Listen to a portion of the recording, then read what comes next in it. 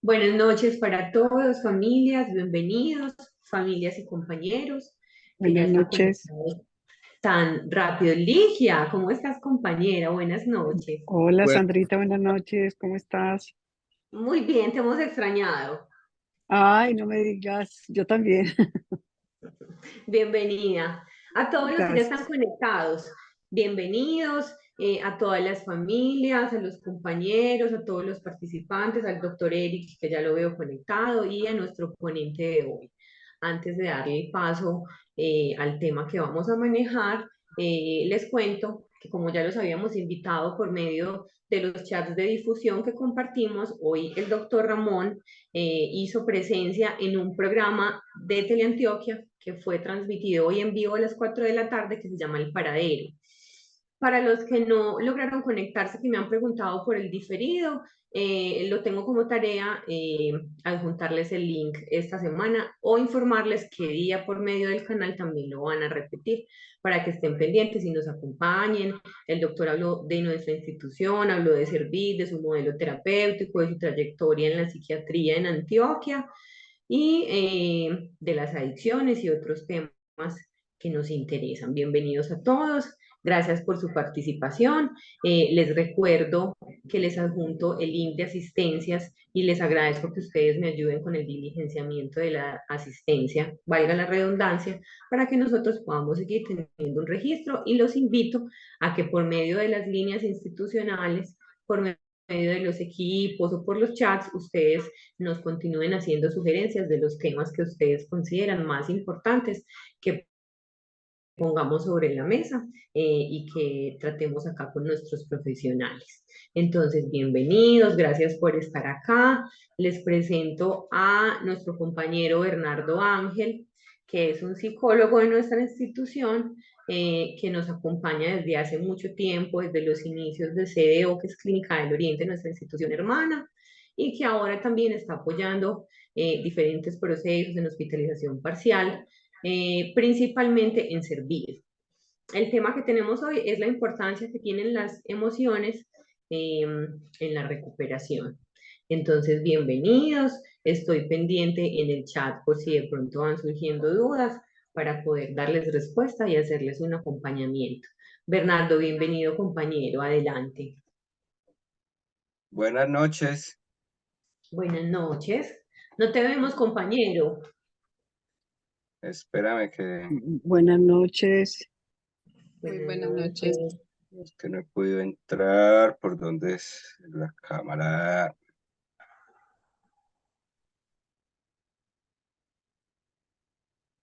Me perdió la barra de esto. No te preocupes, compañero, te esperamos. Los demás están escuchando bien, se ve bien esta imagen. ¿Me confirman, por favor, que todos Sí, tengan una sí, imagen Sandrita. correcta? Sí, Se se ve muy escucha bien y bien. se ve bien. Muchas gracias. Les recuerdo de pronto a las familias nuevas que están conectadas en este momento, que no conocen aún las dinámicas institucionales o por lo menos las actividades que realizamos virtuales. La invitación también para que participen del taller virtual que realizamos todos los sábados, que coordina el equipo psicosocial, que ahí ese no se graba porque tenemos, digamos, un espacio de participación más amplio para ustedes, para que también estén muy pendientes. Ahora sí te vemos, Bernardo. Buenas noches. Ahí ven, me ven y ven la presentación. Te vemos súper bien. Bueno, esa es la idea. Muy bien. Eso es lo importante. Bueno, pues darles el agradecimiento también a Servir por esta invitación, puesto que pues para mí es un tema muy importante, puesto que he venido trabajando ya hace algunos años en el tema de emociones y pues le di el enfoque a esta capacitación, a este taller, a este modelo, digamos, como de un poco reflexivo acerca de lo que pasa con las emociones en el proceso de recuperación.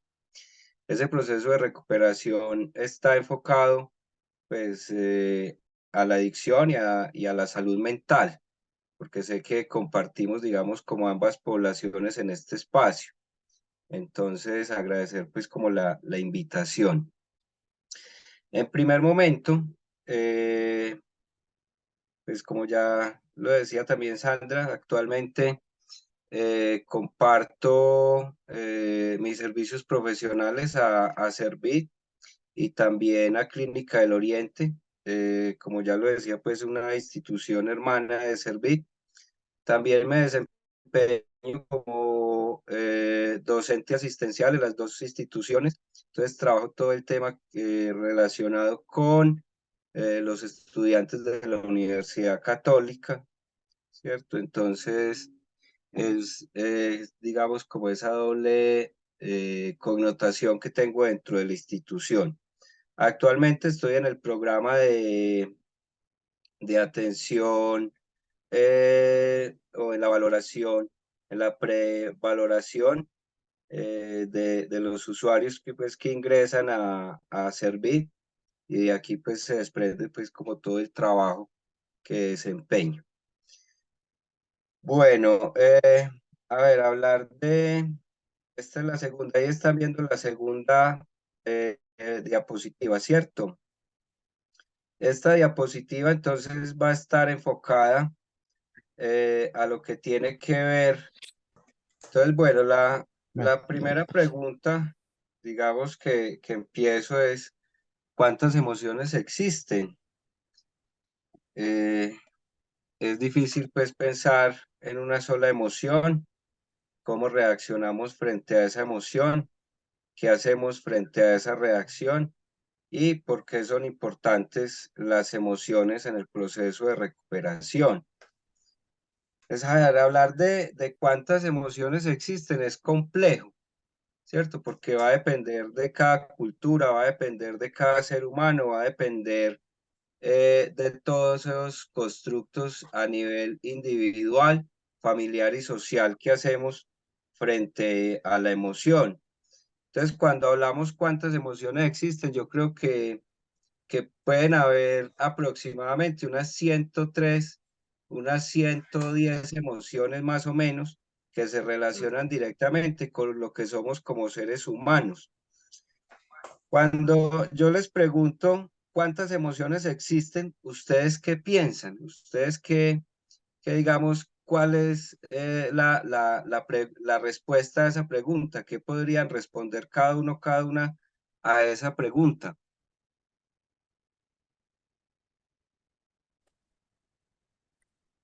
¿Quién nos quiere compartir un poco acerca de lo que piensan con respecto a esa pregunta de cuántas emociones existen? Pues el número, perdón, Omaira Pérez, ¿me escuchas? Sí, sí, El número no escucho. sé, pero yo identifico como que una emoción puede ser la ira, eh, bueno, la alegría, felicidad, no sé, es que ustedes, uno como que confunde todo y ustedes todo lo diferencia. Sí, correcto. Angustia, el miedo, pero pues no sé ustedes cuántas tengan en Sí, el inventario. Para mí esas son las emociones, pero no estoy segura.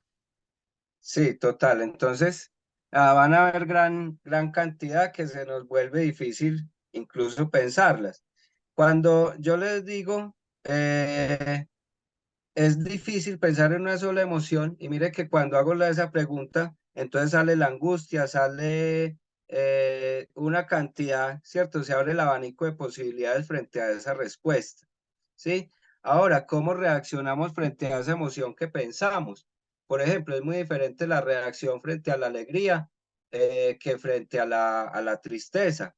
Es muy diferente la reacción que tomamos frente a la frustración como frente al compromiso. Listo. Entonces van a ver, cada emoción va a tener una reacción diferente. Miren este cuadro, miren este, perdón, espérenme que es que se me pierde. Miren, por ejemplo, este círculo, sí, de emociones a lo que nos lleva, y aquí se amplía mucho más esa pregunta. O sea, entonces tenemos unas emociones fundamentales, unas emociones primarias, que son entonces, por ejemplo, la ira, el asco, la tristeza, la felicidad, la sorpresa y el miedo.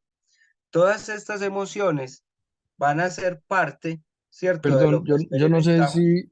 Perdón, no sé si soy yo o los demás, pero yo solo estoy viendo la segunda diapositiva. Bernardo, pasa la que no ha pasado a la siguiente.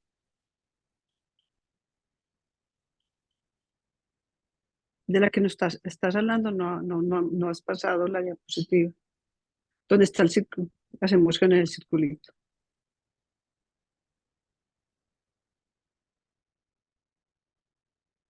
Ahí no la ven.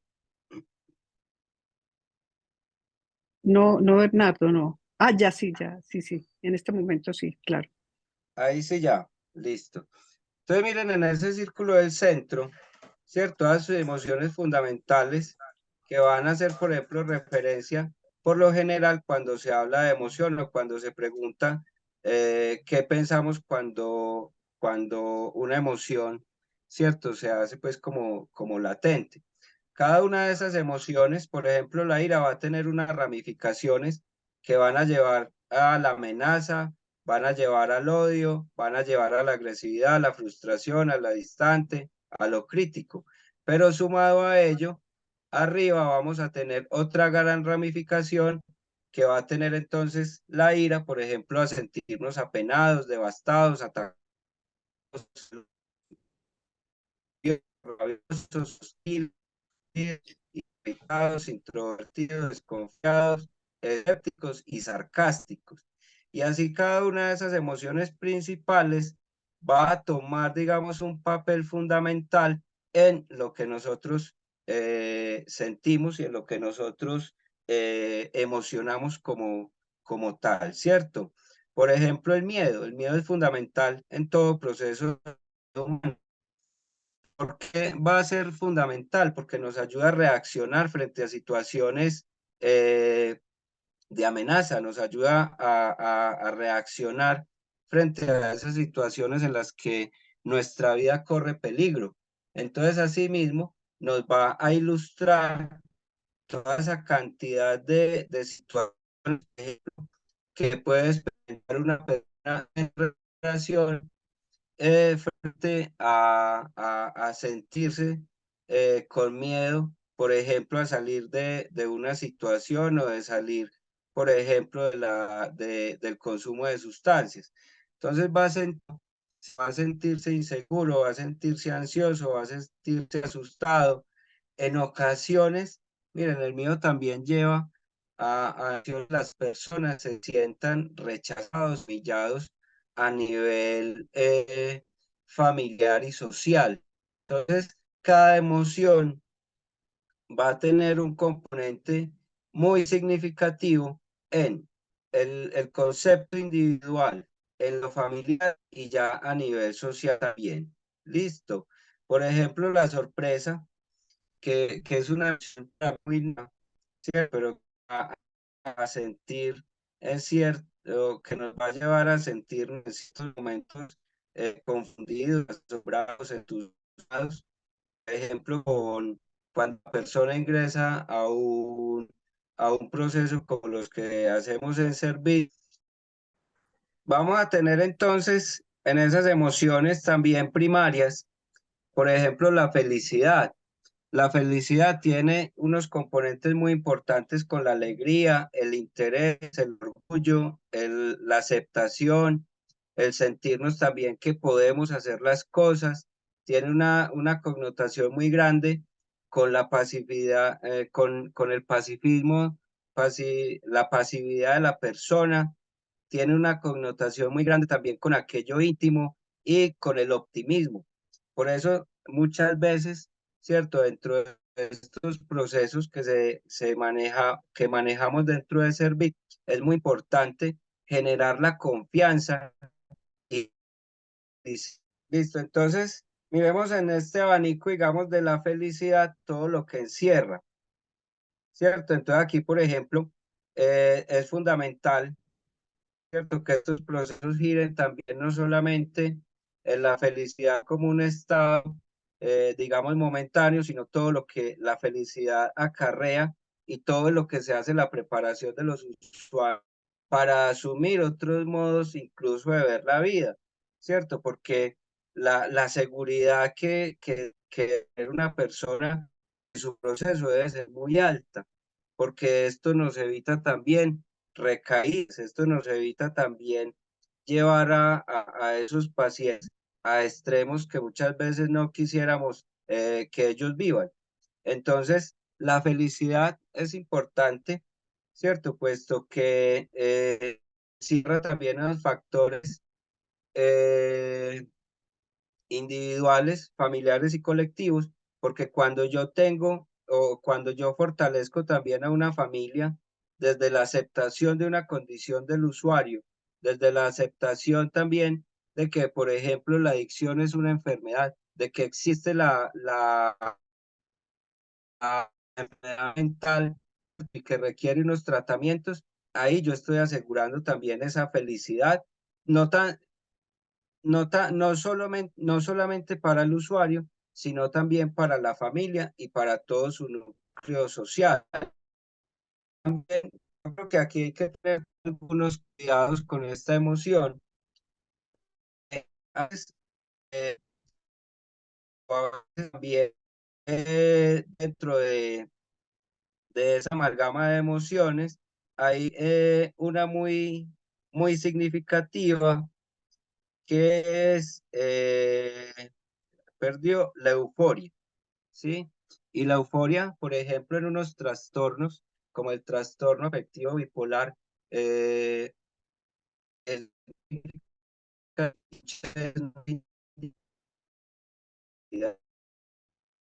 entonces es prestarle también atención que si el paciente está demasiado alegre, demasiado eufórico, también son unos signos de alerta que debemos de prestar atención, porque si bien hacen parte de esa cotidianidad del ser humano, también debemos de prestar atención de que no vaya a haber un exceso y de que de pronto no vaya a ser un engaño para esa recaída del paciente. No sé si de pronto hasta acá haya preguntas relacionadas a este círculo de las emociones. Miren, yo he hecho como un ensayo y es que en nuestro mundo emocional nos lo redujeron a unos emoticones, a a unos que muchas veces tienen una interpretación, claro que tienen una interpretación, pero que no permiten la expresión de esa emoción como tal. Es muy diferente cuando yo, Compañero, digamos, al hijo le un escribo, momento, discúlpame. Tenemos a Nancy Fernández que levantó la mano, de pronto está relacionado con la pregunta que acabaste de hacer. Doña Nancy, sí, adelante. Muy buenas noches. buenas noches. Mira, yo tengo una pregunta que me preocupa con el caso de Simón. O sea, Simón es un niño que vive con nosotros, los abuelos, pero que él maneja una emoción, ciertos estados de emociones referente a la mamá, porque él de cierta manera quisiera vivir con su mamá, pero él sabe que no es viable vivir con ella. Entonces él hace cantidades de preguntas cuando me dice, mamita, yo no me quiero ir a vivir con mi mamá, pero tampoco soy capaz de decirle que no. Pero yo siento en Simón como esa tristeza porque se siente como en medio de un callejón sin salida, como entre la espada y la pared sin saber qué hacer. Y yo en Simón noto que trata como de guardar esos sentimientos y esa tristeza que siente, porque a la final él no sabe ni cómo definir la situación que maneja. Entonces yo digo de que eso de cierta manera a Simón lo afecta, aunque tratamos de manejar eso de la mejor manera aquí nosotros como abuelos, pero yo siento que él guarda muchas cosas con respecto a la decisión con la mamá. Claro, en ese caso, la única forma de dar solución a ese mundo emocional es a través de la expresión de las mismas, ¿cierto? Ahí no hay medicamentos, ahí no hay situaciones pues que vayan más allá, sino que también es la expresión de las mismas. Yo creo que en ese caso es mucha escucha y tratar pues como de que él las exprese. Y no solamente es a través del lenguaje verbal, sino también a través del lenguaje escrito, es a través también, por ejemplo, del dibujo, es a través de estas técnicas, ¿cierto? Que se pueden ofrecer para que él haga conexión en su mundo interno, que ahorita les voy a explicar un poco de eso, y conecte con esa emoción y las pueda expresar con más libertad y pueda sanar también eso que siente por esa frustración que mencionas, ¿cierto? Con respecto a no poder vivir con la madre. Entonces yo creo que es una cuestión también que se debe resolver a través del medio terapéutico y a través pues de los diferentes ejercicios que de allí se pueden desprender. Listo. Muchísimas gracias.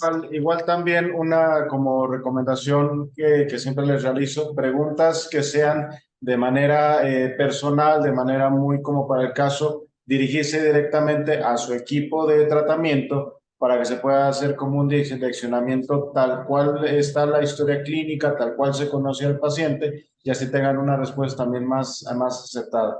Aquí lo que podemos darles siempre son como algunas generalidades. Bueno, Sí, muchas y gracias.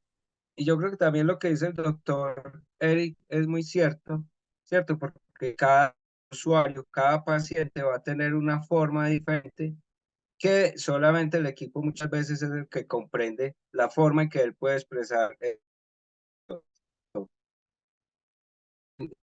Lo complejo de esto, los medios de comunicación, celular, WhatsApp, todos los relacionados, están entonces en que se hace uso, ¿cierto?, de un emoticón y que ese emoticón muchas veces sí representa mucho, pero no alcanza a abarcar lo que es esa emoción en particular y no alcanza a comprender la dimensión, ¿cierto?, que ese usuario quiere expresar. Entonces, por eso la invitación es que prestemos mucha atención también, por ejemplo, las emociones o los emoticones que muchas veces estos usuarios utilizan en sus conversaciones para poder dar un mejor trámite ya desde lo verbal y desde lo terapéutico. Listo.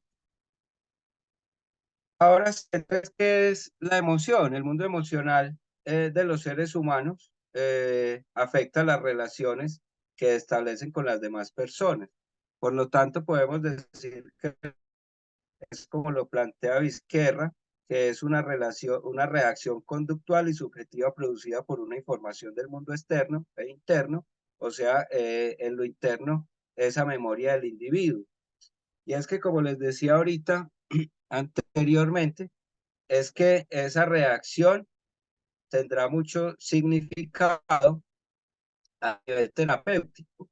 ¿Y por qué va a tener un significado? Porque yo no voy a reaccionar de la misma forma frente a la tristeza como lo puede hacer, por ejemplo, el doctor Eric.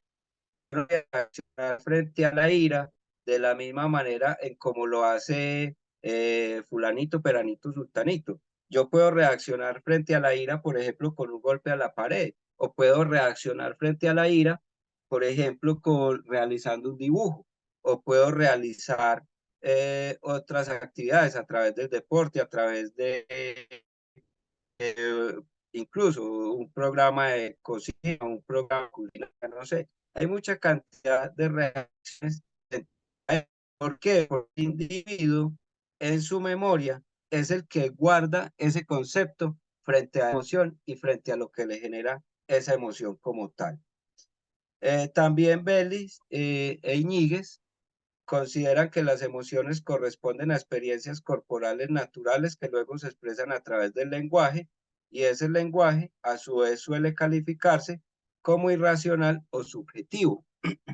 Aquí vamos a ver, o aquí tenemos que, por ejemplo, yo ante una exposición puedo reaccionar con sudoración, con temblor en las manos, con entrecortándoseme la voz, sí, pero hay otra persona que también en la misma situación, en la misma exposición, puede reaccionar de una manera muy diferente y puede expresarlo o canalizarlo desde otros modos. Pero es esa reacción es irracional. Ese impulso que me genera a mí esa emoción, yo no lo puedo controlar y por eso se presentan esas reacciones, ¿sí? Por eso se presentan esos impulsos que muchas veces se vuelven incontrolables. Esos motivos muchas veces de consulta están relacionados precisamente a que esa persona no puede controlar cómo reacciona frente a un estímulo o frente a esa emoción como tal, ¿sí? Entonces, aquí vamos a tener también, como lo decía ahorita, que van a esas experiencias o esa connotación natural de la emoción, solamente va a ser posible expresarla a través del lenguaje. Y es que que le dé el significado a lo que yo siento. El lenguaje es lo que le da el significado a lo que yo puedo percibir y a lo que yo puedo comprender, ¿cierto? Y cómo me afecta esa emoción. También nos va a plantear que entre las principales emociones, esto es pues dentro del mundo que nosotros vivimos, o dentro del pensamiento popular y literario, suele incluirse la alegría, el pesar, el temor, la ira, el odio, la pena, la compasión, la envidia, los celos, la esperanza, la culpa, la gratitud, la vergüenza, la repugnancia y el amor. Diríamos que dentro de lo que nosotros somos, dentro del mundo occidental, estas emociones van a tener un gran peso. Y si miramos, por ejemplo, están subrayadas, pero hay unas también que están como en diferente letra. Por ejemplo, ya son el temor, la ira, el odio, la culpa, la vergüenza, la repugnancia. Mientras que, ¿por qué? Porque están así, porque se consideran que hacen parte como de las emociones negativas, ¿sí? Que hacen parte también de ese mundo que muchas veces creemos que es negativo para el otro, pero que a su vez puede generar unas reacciones muy diferentes y que puede generar relaciones, como lo he manifestado ahorita, por ejemplo, a través de la agresión o a través de las mentiras, a través de todas esas situaciones negativas que se pueden generar frente a estas emociones. También hay unas que se consideran positivas, por ejemplo, la alegría, el pesar, eh, que son parte de la esperanza, la gratitud y el amor, que son aquellas que nos generan bienestar y que nos generan, en cierto modo, mayor capacidad incluso de relacionarnos con el otro. Por eso decimos, y aquí pues hay una frase que me llama la atención, y es que las emociones son vistas como un kit de herramientas que usamos en determinados momentos de nuestra vida. Por eso reaccionamos frente a la muerte de un familiar, frente a la muerte incluso de una mascota, con pesar, incluso muchas veces con culpa.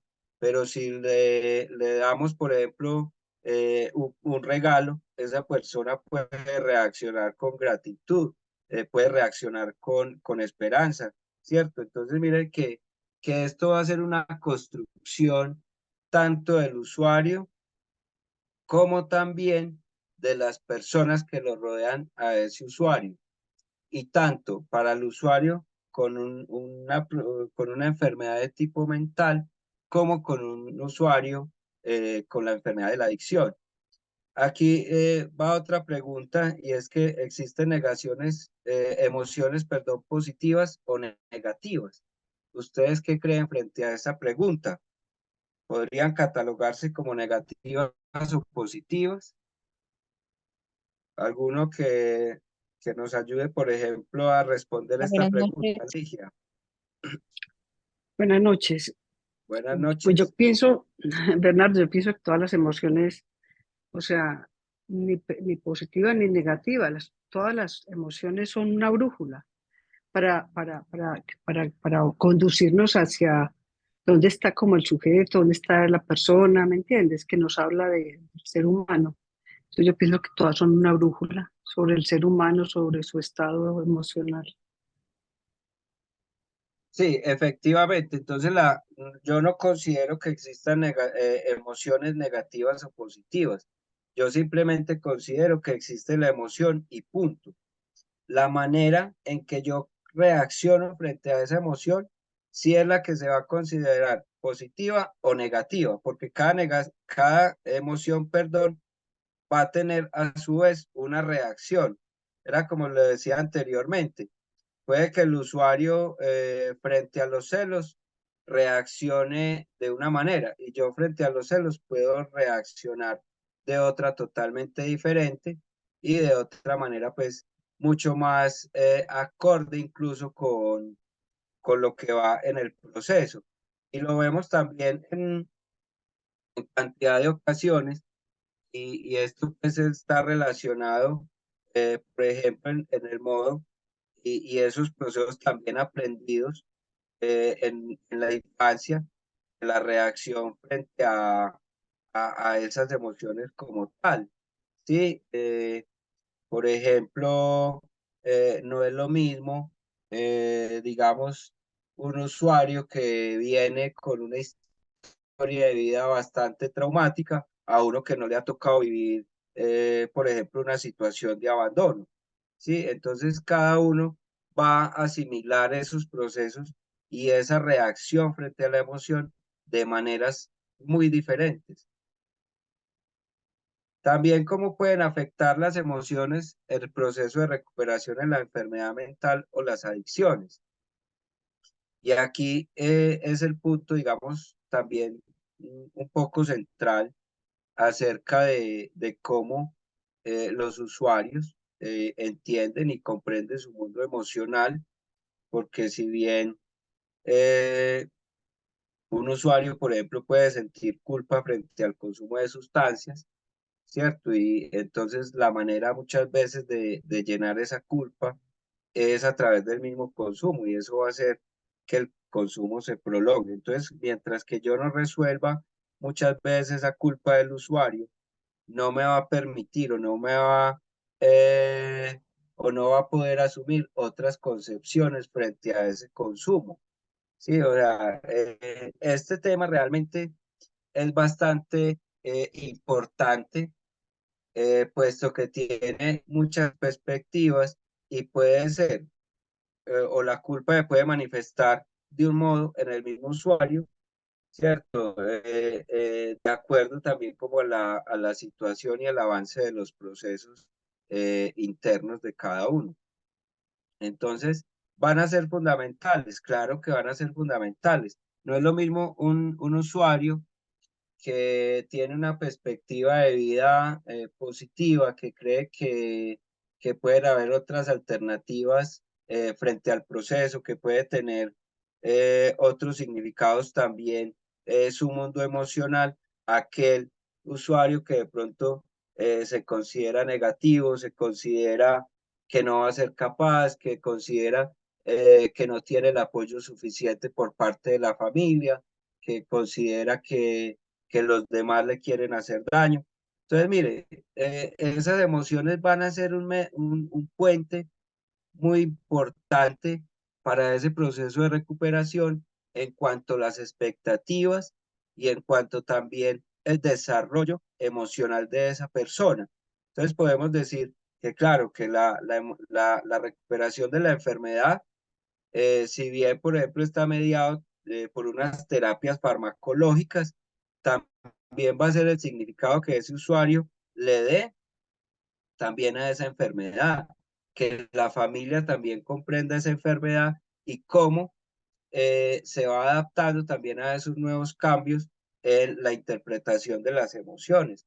Como lo decía, no es lo mismo, por ejemplo, una emocionalidad para un paciente que se siente incluido dentro del medio familiar, aquel que se siente de pronto excluido de ese contexto familiar.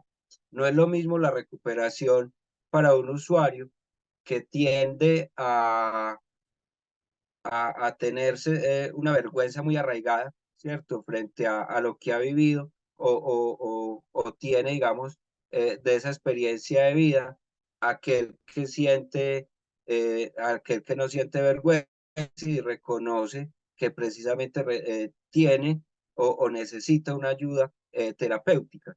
Esa ayuda terapéutica está mediada, como ya lo decía, por los medicamentos, por el acompañamiento terapéutico psicológico,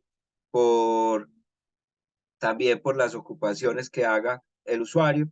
Esta vergüenza va a estar muy marcada también en un ámbito social, ¿cierto? Porque no es lo mismo al usuario que está en un grupo de presión demasiado alta, ¿cierto? Y que sus pares, digamos, son consumidores, aquel usuario que ha consumido, pero que su medio relacional no está involucrado también en su consumo. Entonces miremos que va a depender mucho también de esas redes de apoyo familiar, de esas redes de apoyo social, y es el momento en que ellos utilizan ese kit de herramientas, con lo que nosotros como acompañantes le damos, ¿cierto? Para que sienta confianza, para que sienta amor, para que sienta gratitud, para que sienta alegría de estar en un proceso. Listo. Yo también planteaba, y es que para ustedes, ¿cuál emoción es más importante? ¿El miedo o la alegría? De pronto, ¿quién quiere responder esta pregunta? ¿Cuál emoción es más importante, el miedo o la alegría? Teniendo en cuenta, pues, como todo lo que hemos visto y lo que hemos narrado. Digamos que, como usted lo decía, pues obviamente todo tiene un enfoque diferente. Si uno se va al estado, digamos, más primitivo, lo que es el miedo, el dolor y el estrés son los mecanismos de defensa de la vida. Entonces, pues depende la situación. Evidentemente, estar alegre es mucho mejor, tal vez produce bienestar, pero el temor ayuda a proteger la vida. Entonces, pues, ¿cuál es mejor y cuál es peor? Pues no creo, todas harán su función y ayudarán de alguna manera. Obviamente hay unos que sí no son buenas y dependen también de cómo se canalicen, ¿no? Que yo creo que es lo más importante. Correcto. ¿Quién más tiene la manito levantada? Antes de darle la palabra a don Juan, don Carlos Arturo Duque nos escribe en el chat. Las dos son importantes, dado que cada una de ellas nos lleva a conocer más acerca del sujeto que las presenta. Ahora sí, don Juan, adelante. Hola, buenas noches. Yo soy la esposa de Juan, qué pena. Y qué pena, entré un poquitico tarde. No he estado como en todo la conversación, en toda la charla, pero bueno, respondiendo a la pregunta, estoy muy de acuerdo con lo que todos dicen el nivel de importancia, las dos. O sea, importancia, todas las emociones, yo creo que todas son importantes. Eh, Como decía la persona que habló anteriormente, si le van a dar a uno a elegir, yo creo que uno siempre va a elegir la alegría, pero si en cuestión de importancia no sabría, yo creo que pues todas. ¿Alguien más? ¿Algún comentario también en el chat, Sandra, por favor? Sí, compañero, don José dice que debe haber un equilibrio entre las dos. Doña Marta Loaiza dice, ambas emociones son necesarias para la supervivencia y el reconocimiento del ser humano. Don José, en cada una debe haber un equilibrio. Estamos todos como respondiendo lo mismo, estamos de acuerdo. Sí, entonces, claro, la respuesta es que debe haber un equilibrio entre ambas emociones. Y ahí, obviamente, como lo decía ahora, pues como al inicio, el miedo es fundamental para la supervivencia. Incluso, por ejemplo, yo he encontrado que en ciertas enfermedades, específicamente, por ejemplo, en el VIH, el miedo es fundamental, ¿cierto? Para mantener una adherencia también al tratamiento, porque el VIH es una enfermedad crónico-degenerativa, ahora pues hay unos muy buenos tratamientos, pero que ayuda a que la persona se tome los tratamientos antirretrovirales porque el usuario o el paciente no quiere que su organismo se degenere, o no quiere verse deteriorado por la enfermedad.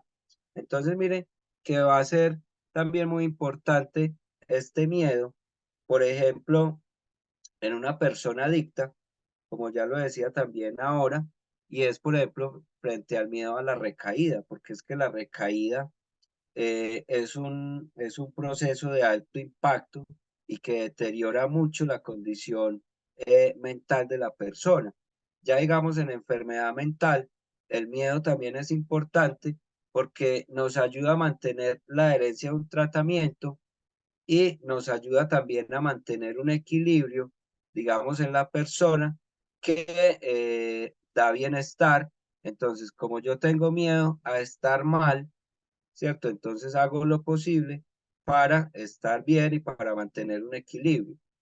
La alegría, quisiéramos todos vivir alegres, ¿cierto? Pero las diferentes situaciones por las que atraviesa el ser humano muchas veces no permiten que vivamos en alegría, pero que también como lo decía ahora, hace un ratico, cuando hay demasiada alegría en un paciente, por ejemplo, con determinados trastornos, y aquí hago referencia, por ejemplo, al trastorno afectivo bipolar, creo que es un sentido de alerta muy importante y muy significativo para prestar atención qué es lo que viene sucediendo, ¿cierto?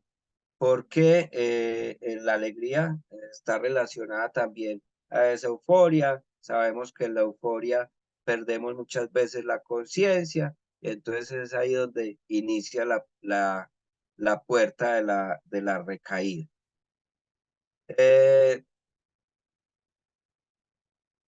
A ver si me perdió cómo pasar esto otra vez. Bueno, entonces en el proceso de recuperación en la enfermedad mental y las adicciones puede estar mediado por diferentes emociones y ello depende de varios factores a nivel individual, familiar y colectivo, como ya lo decía. Yo siento la emoción, la familia la interpreta y también la sociedad tiene una interpretación a esa emoción, pero el único que puede dar respuesta a esa emoción como tal es el individuo que la vive, es el individuo que reacciona frente a esa emoción. ¿Listo? La emoción como mediadora de recuperación, puesto que si la persona con enfermedad mental o adicción cuenta con una buena red de apoyo, seguro dicho proceso es favorable para el paciente. Aquí es muy necesario contar con ambientes saludables que generen seguridad afectiva basados en la confianza, la responsabilidad, la tranquilidad y otros factores también que van relacionados a ese cómo interpreto yo o cómo me vinculo con el otro. Obviamente, también esa persona o sistema que acompaña al paciente se debe desenvolver en un ambiente, bueno, si la red, por ejemplo, o sistema que acompaña al paciente se desenvuelve en un ambiente hostil, de inseguridad, miedos y rechazo, seguramente el proceso de recuperación se ve afectado. Por lo que les decía anteriormente, la confianza es demasiado importante, sí, pero también el exceso de confianza, y por eso vamos construyendo pasos a pasos dentro de los procesos de recuperación. La confianza o el exceso de confianza muchas veces puede ser también una puerta o entrada a los procesos de recaída. Entonces, miren, que no solamente, esto no es lineal. El proceso de las emociones, ¿cierto? No va a poder ser medido o catalogado como algo positivo o negativo, no, cada cual tendrá una interpretación y esa interpretación requiere de un otro también que acompañe ese proceso de, de emoción, de ese proceso también de expresión, ese proceso también de mediación entre el bienestar y el malestar que genera ciertas emociones y que pueden acarrear unos daños muy grandes, ¿cierto? En la confianza, en la seguridad de ese paciente que viene en recuperación. Listo. Yo creo que hasta aquí, digamos, es una visión muy general, es una visión también que no es solamente la única, es una visión que no solamente corresponde a lo que yo he venido trabajando, sino también a cada quien o cada cual cómo las van interpretando y cómo van haciendo el cargo de esa emocionalidad que cada uno y cada una tiene. Y cómo, ¿cierto?, van asumiendo esos procesos emocionales dentro de las familias y dentro de esas redes de apoyo con las que cuentan los usuarios a nivel familiar y social.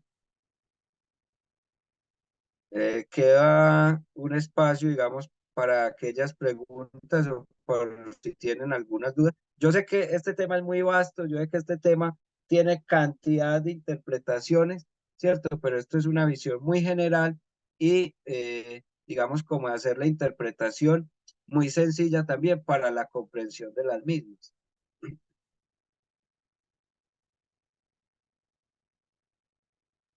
Don Juan, adelante.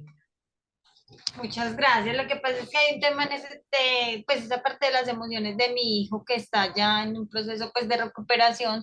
De hecho, hoy tuvimos una información por medio de psiquiatría y siempre ha sido muy positiva como el proceso, ¿cierto? De mi hijo que tiene 13 años. Sin embargo, nosotros se lo expresamos a ella y lo voy a expresar ahora y algo que a nosotros nos inquieta mucho como papás y él se siente muy afanado por salir a hablar con sus amigos, o sea, como al mismo círculo. Nos niega, nos dice que no son las mismas personas, que son otras, que no son las mismas que consumía, que son otras, pero uno tiene que tener como cierto cuidado ya y cierto grado de desconfianza, pues por más que sea el hijo de uno, ¿cierto? Pero es como, yo lo veo, es como obsesivo frente a ciertas personas. Entonces no sé cómo expresarle a él eso, pues que se tranquilice, que trate de alejarse o de desprenderse un poquito. Ese es un tema que a mí siempre me ha dado miedo con él, desde que está pues como en este mundo. Claro, efectivamente, a ver, ¿qué pasa también con la emocionalidad, digamos, con la familia cuando estamos en un proceso de recuperación frente a la adicción? Van a haber también inseguridades, van a haber también miedos, ¿sí? Porque el miedo no es solamente del paciente, el miedo no es solamente de la persona, digamos, que está interna allá recibiendo un tratamiento. No, el miedo también va a ser parte de ese acompañamiento que recibe la familia a través de trabajo social. Y yo creo que sí, son síntomas de alerta también y creo que también es esa mediación entre lo que el usuario va manifestando y lo que el adolescente va contando y va narrando, porque ellos también muchas veces en sus afanes, ¿cierto? Por estar en ese medio social, por estar en el medio familiar, van haciendo ciertas manipulaciones con la emoción, ¿cierto? Entonces, ahí, como siempre lo hemos dicho, apoyarse mucho de los equipos terapéuticos, apoyarse mucho del área social, de trabajo social, apoyarse mucho de psicología y contarle, digamos, como toda esa angustia que a este adolescente le genera querer salir, ¿sí? Para que le puedan hacer un debido acompañamiento y para que pueda darle un trámite también a esas emociones. Doña Ligia, Sí, Bernardo, un comentario que sí, es muy, muy bonito, muy interesante, que la validación de las emociones son un punto de apoyo muy importante. O sea, cuando el paciente, la familia se ve reconocida, pues se le reconoce su emoción, cómo está su estado emocional.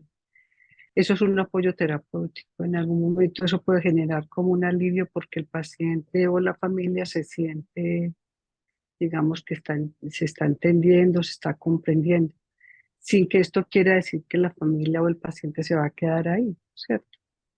Pero la emoción es muy importante y como decías, y que me pareció muy bonita el círculo, las emociones son una brújula, definitivamente nos dicen dónde está el sujeto, dónde está la familia muchas veces, o qué hay por hacer, todo lo que falta por hacer también. sí, y son unos indicadores acerca de la condición del paciente.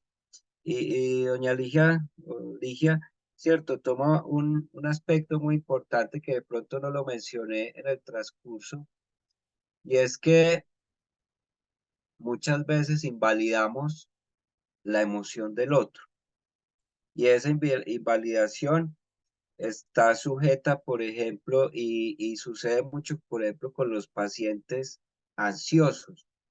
Entonces el paciente dice, es que estoy ansioso, estoy eh, inquieto, ¿sí? Que es digamos, como la reacción frente a la ansiedad, y le respondemos o simplemente le decimos, ay, eso son bobadas suyas, eso no pasa nada, eso no te va a llevar a nada, eso no soluciona nada. Sí, yo creo que mucho cuidado también en caer en esas interpretaciones o en esas soluciones, diría yo, salomónicas que le damos frente a la emoción. Es que la emoción es del usuario, la emoción es de cada uno. Si usted como mamá, como papá, como profesional, como red de apoyo de alguien, esa persona le dice, tengo miedo, miremos a ver qué es lo que está pasando con ese miedo, ¿cierto? Y no le digamos, eso son bobadas suyas, eso no existe, o no, miremos más bien qué es lo que está sucediendo, porque cuando yo invalido, también en cierto modo me estoy validando a mí mismo, ¿cierto? Porque las emociones son compartidas, las emociones están en relación con el otro. La relación, yo la siento, ¿cierto? Pero esa relación puede afectar y puede dar también un giro a nivel familiar. Y por ahí yo he manejado un concepto muy bonito y que lo escuché incluso en una canción que dice que manejamos o tenemos culpas que no sabemos de dónde vienen, más o menos así. Y es que muchas veces, cierto, en esa historia familiar, en esa historia genética, también pueden venir esas emociones eh, que sentimos hoy, porque ha sido una construcción también a nivel familiar, ha sido una construcción a través, ¿cierto?, de esa historia eh, que hace, digamos, la familia, ¿cierto? Entonces, yo hoy puedo sentir una ansiedad que si mis papás, por ejemplo, no son ansiosos, yo podría ir perfectamente a mirar, no sé, por parte del abuelo, de la abuela, de mis tíos, ¿cierto? Cómo se relaciona esa ansiedad y cómo se le ha dado también el trámite como a nivel familiar a esa ansiedad. Entonces es muy bonito cuando yo no descalifico la emoción del otro, sino que trato de comprender qué es lo que sucede con la emoción del otro como tal, qué es lo que hay detrás de esa emoción, porque recordemos, y muchas veces no es la emoción la que se expresa, es a través de esa reacción, ¿sí? La que me está indicando que algo está sucediendo. Entonces, por ejemplo, el usuario que deja de comer o el usuario que ingiere más comida de lo normal, ¿cierto? Hay posiblemente una emoción ligada a inseguridad, hay una emoción ligada, por ejemplo, a la insatisfacción, eh, hay una emoción ligada, por ejemplo, a la intranquilidad, ¿cierto? Entonces, mire, cuando yo trato de comprender y no invalido esa emoción, le estoy brindando los mecanismos a esa persona para que asuma y para mirar a ver qué alternativas tenemos frente a solución o dar trámite a esa emoción como tal. Compañero, para finalizar, comparto dos comentarios que hizo doña Marta Loaiza. Ella dice, si uno toma distancia por unos minutos y comprendemos que las emociones son un camino por recorrer en compañía de la familia. Y finaliza con otro comentario que dice, uno escucha muchas veces que las emociones de los adolescentes son por llamar la atención. A ver, por llamar la atención, yo creo que es que no es tan sencillo ¿cierto? Porque el adolescente viene en unos procesos de cambio bastante complejos a nivel orgánico. Entonces yo diría que no es muchas veces por llamar la atención, que si hay unos que manipulan a través de las emociones, claro que sí. Y por eso también lo decíamos ahorita, con los profesionales tratamos de buscar o tratamos de comprender también hasta qué punto es manipulación a través de la emoción o por ejemplo a través del chantaje o a través de lo que ellos refieren, pero, y tratamos de orientar y de comprender, ¿cierto? Hasta qué punto entonces es una emoción relacionada a esos procesos psicoevolutivos por los cuales viene atravesando el adolescente, de acuerdo a esa etapa psicoevolutiva, o en su defecto es una emoción ligada también a manipular al otro. Entonces, miren que eh, empezando por el concepto, ya estoy descalificando la emoción del adolescente. Y yo creo que tenemos que tener mucho tacto cuando hacemos y cuando tratamos de comprender entonces esa emoción a qué va ligada como tal en el comportamiento del adolescente. Como lo digo, sí, hay obviamente hay adolescentes que manipulan y que tratan de obtener unos beneficios también por su etapa psicoevolutiva, por su emoción, pero prestémosle atención también a lo que dice y pongámoslo también en conocimiento nuevamente, como lo hemos hecho referencia con ese equipo psicosocial, que él puede identificar hasta qué punto es manipulación y hasta qué punto es la realidad emocional de ellos como tal por sus procesos psicoevolutivos. Bueno, compañero, muchas gracias por tu presentación. Damos por terminada entonces esta reunión. Agradecemos a todas las familias por la participación y esperamos seguir contando con estos espacios formativos. Compañero, un abrazo. Familias, un abrazo para todos. Sandra, Feliz noche. Sandra, Hola. Sandra, Muchas gracias. Dios Sandra, los bendiga. Sandra, vea, qué pena con usted y no sé si ya se habrán ido. Es que quería decir algo. Cuéntenos, sí, claro. compañera. Y no sé si el doctor, es que hay un tema que no sé si la señora que estaba haciendo la pregunta decía sobre las emociones una forma de llamar la atención. Yo quería expresar que hay emociones que también son no sé si el doctor Eri está ahí, las emociones cuando son signo de una alerta, de un trastorno.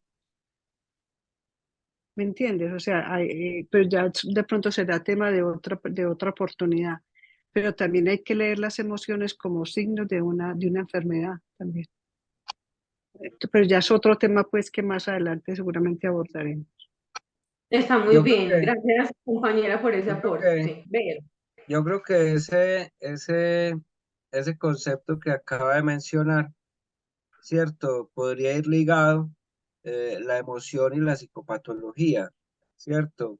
Porque si bien la emoción son procesos naturales dentro del ser humano, ¿cierto? También hay unas muy significativas, como lo mencionaba de pronto ahora, en el trastorno afectivo bipolar, ¿cierto? Que se generan muchas frustraciones, se generan muchas incertidumbres frente a eso. Por ejemplo, en la depresión hay unas, por ejemplo, con el sentido de vida, con la esperanza, con la desesperanza. Entonces, yo creo que este tema, mejor dicho, abre la puerta, ¿cierto? Para ya la comprensión de la enfermedad mental a través de la emoción. Muy bien, compañero. Muchas gracias por tu respuesta. Y Alicia, gracias también por su aporte. Feliz noche para todos. Bueno, muchas Muchas gracias gracias, por la feliz noche. escucha, por los Feliz comentarios. noche. Gracias, feliz noche. Bendiciones. Que estén muy bien. Gracias, feliz noche. Gracias, feliz noche.